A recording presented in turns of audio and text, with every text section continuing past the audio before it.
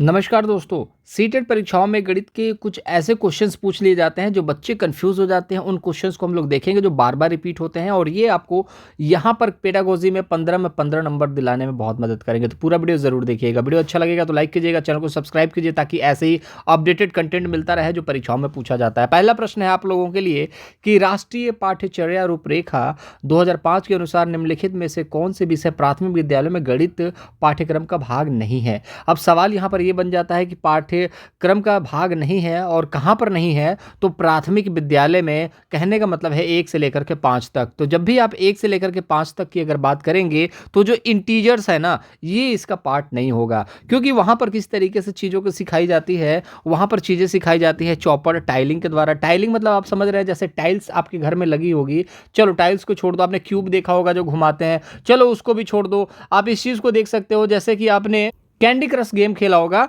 जिसमें से ऊपर से लाल वाला आएगा और 3 लाल वालों के साथ मिल करके उसको काट देगा। तो जो भी इस तरीके की चीज़ें होती है ना, जो कैंडी क्रश हो गया और चीज़ों को फिक्स करने वाला हो, जैसे मैंगो का शेप है, ठीक है। अब मैंगो का जो शेप है, मैंगो के शेप में आपको क्या करना है, मैंगो वाली जो इमेज होगी उसको ले जा करके फिक्स कर देनी है। तो इस तरीके की टाइलिंग बोला जाता है, ठीक है। अनुमान लगाना ये इंपॉर्टेंट है, ये भी इंपॉर्टेंट है। प्राथमिक स्कूल में जो है बच्चों को अनुमान लगाने के लिए प्रेरित करना, ठीक है। कि बताओ तुम्हारे घर में मम्मी पापा और तुम हो और एक बहन हो गई, तो बताओ कितने लोग हुए। तो बच्चा सोच के बताएगा हाँ सर 4 लोग हो गए। तो 3 के बाद क्या आया, 4 आया। तो इस तरीके से अनुमान लगाने की बात करना है। सिमेट्री से भी प्रश्न यहाँ पर बार बार बनते हैं, इस चीज़ को याद रखिएगा। और डेली बनते हैं, मतलब जब भी एग्जामिनेशन होता है तब आप देखोगे सिमेट्री से एक सवाल बन जाता है। अब सिमेट्री के सवाल होते कैसे हैं, इस चीज़ को भी। अब यहाँ पर 8 है, अब बोलेगा ऐसी कौन सी संख्या है जिसको उल्टा कर दो, पुल्टा कर दो, कुछ भी कर दो, किधर भी घुमा दो, वो सेम ही रहेगा। तो अब मान के चलो ये 4 है, अब 4 को उल्टा कर दोगे तो 4 ऐसे हो जाएगा,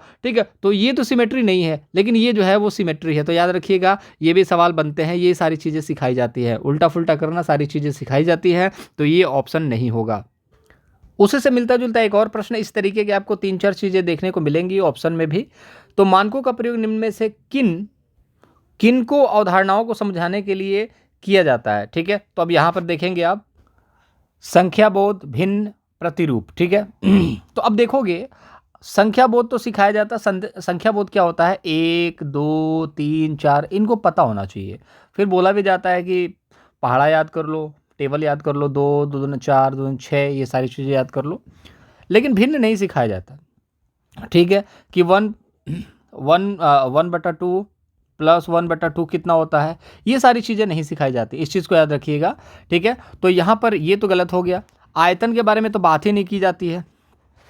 चौपड़ जहाँ दिखता है ये बिल्कुल परफेक्ट है, इस चीज़ को याद रखिएगा। चौपड़ टाइलिंग में आपको मैंने चीज़ें बता दी, जैसे कैंडी क्रश को मिक्स करना, जैसे कि आपके ट्राइंगल है, सर्कल है, इन सभी चीज़ों को मिलाना, इनमें ढूंढना कि ट्राइंगल कौन सा है, सर्कल कौन सा है, एक सबको इकट्ठा करना, ठीक है। ट्राइंगल वाले को एक साथ लगाओ, सर्कल वालों को एक साथ लगाओ, रेक्टेंगल वाले को एक साथ लगाओ, ठीक है ना। तो ये चौपड़ कहा जाता है।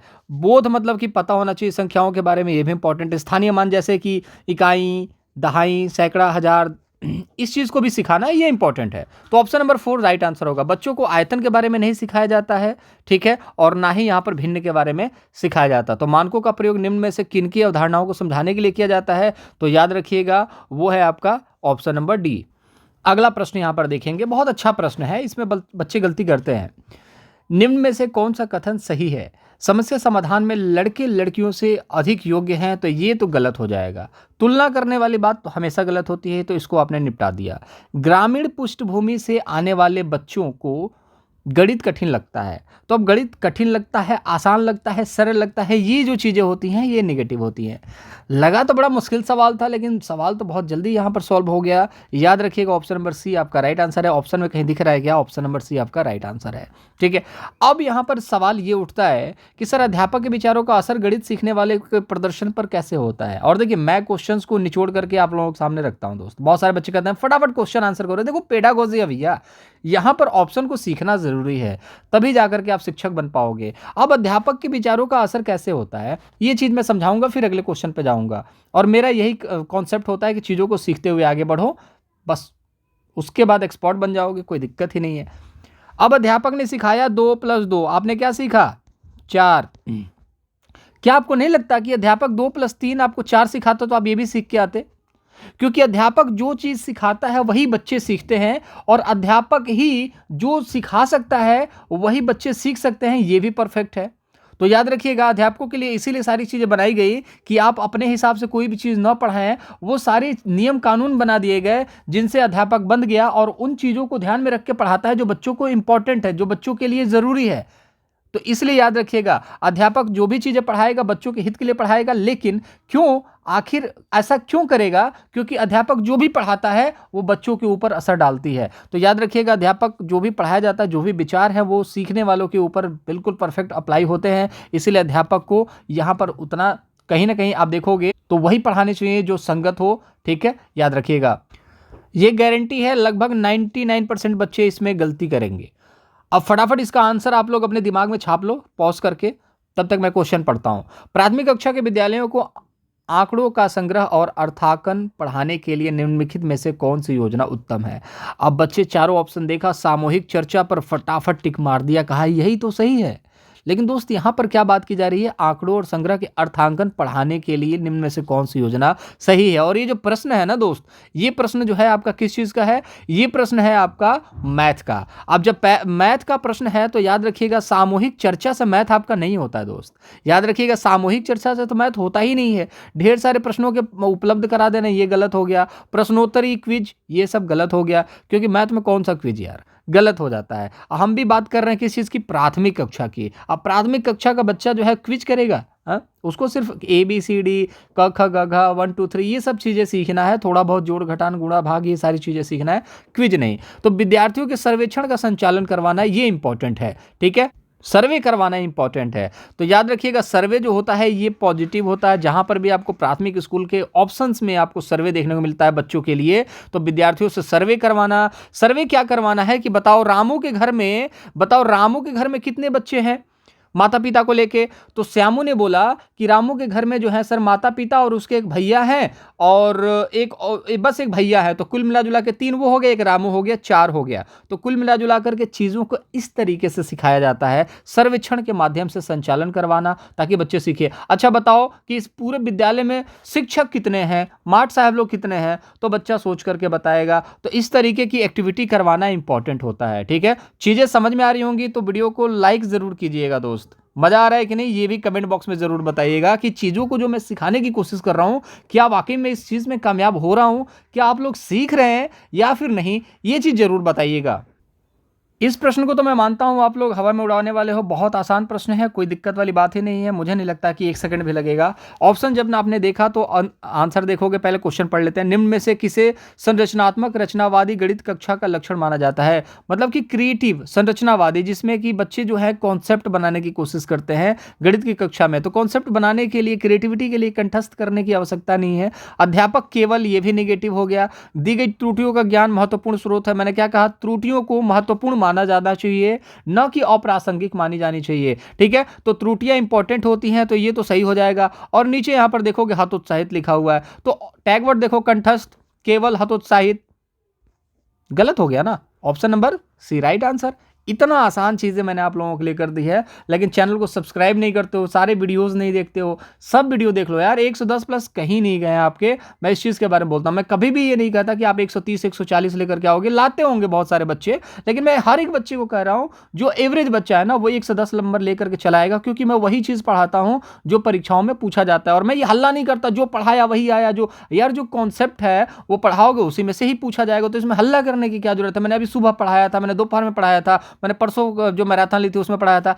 ये सारी चीजें नहीं, जो कॉन्सेप्ट में है वही परीक्षा में आता है, और वही चीजें मैं आप लोगों को पढ़ाता हूं, और इसमें हो हल्ला करने की जरूरत नहीं होती है। एक और बहुत अच्छा प्रश्न है कि गणित के स्वरूप के संदर्भ में निम्न में से कौन सा सही नहीं है? तो गणित में प्रतिरूपों और संबंधों की पढ़ाई सम्मिलित है।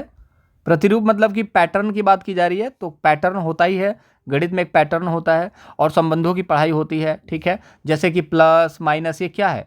ये एक पैटर्न है, ये एक रिलेशनशिप है। जैसे 2 + 2 जोड़ दोगे, 2 - 2 घटा दोगे, ये संबंधों की बात की जा रही है। पैटर्न की बात की जाती है तो बॉड मास की बात की जाती है। पहले डिवाइड करो, फिर मल्टीप्लाई करो, फिर उसके बाद एडिशन करना है, फिर सब्सट्रैक्शन करना है। तो ये क्या हो गया? ये एक पैटर्न है, इस पैटर्न पे काम की जाती है। गणित की संख्याओं की पढ़ाई जो है वो सीमित है।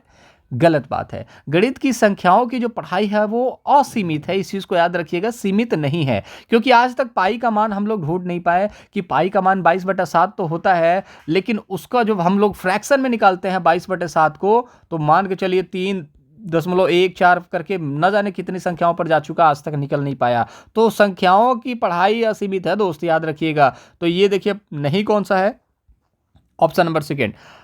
कहोगे कि यार दो ऑप्शन सर और हैं, उसको भी तो समझाओ। बिल्कुल समझाएंगे। अमूर्तीकरण क्या होता है दोस्त? मतलब कि वो चीजें जो आप नहीं देख पाते हो उसके बारे में सोचना। आपने कभी भी कहीं ना कहीं आप मान के चलो आपने सचिन को देखा होगा, सचिन तेंदुलकर को आपने देखा होगा, कैसा दिखता है, याद आया? ठीक है, अब मैं बोलूं कि आपने क्या दो को देखा है? आपने दो को देखा है? तो आपने दो को नहीं देखा, सिर्फ आपने लिखा हुआ है उसी चीज को देखा है, और हमेशा आपके दिमाग में दो इसी तरीके से आएगा। तो ये क्या चीज है? ये अमूर्त चीजें हैं, जो चीजें नहीं दिखती हैं, उस चीज के बारे में हम लोग सीखते हैं ना, उसी को बोला जाता है। ए को कभी देखा है आपने? नहीं देखा, लेकिन अजय को जरूर देखा होगा, ठीक है ना? तो अमूर्तीकरण, इस चीज को याद रखिएगा, इस चीज को याद रखिएगा। मानदर्शन मतलब दृश्यकरण, मतलब जो चीजें नहीं दिखती है वो भी गणित है, जो दिखता है वो भी गणित है। वास्तविक संसार से जुड़ा है, बिल्कुल वास्तविक संसार से जुड़ा है, इस चीज को भी आप जानते ही हैं, भली भांति जानते हैं, ठीक है। तो दूसरी चीज है कि दूसरा ऑप्शन जो है वो आपका राइट आंसर होगा, ठीक है। मजा आ रहा है कि नहीं बताएं? बोलो, मजा आ रहा है? चलिए नेक्स्ट क्वेश्चन।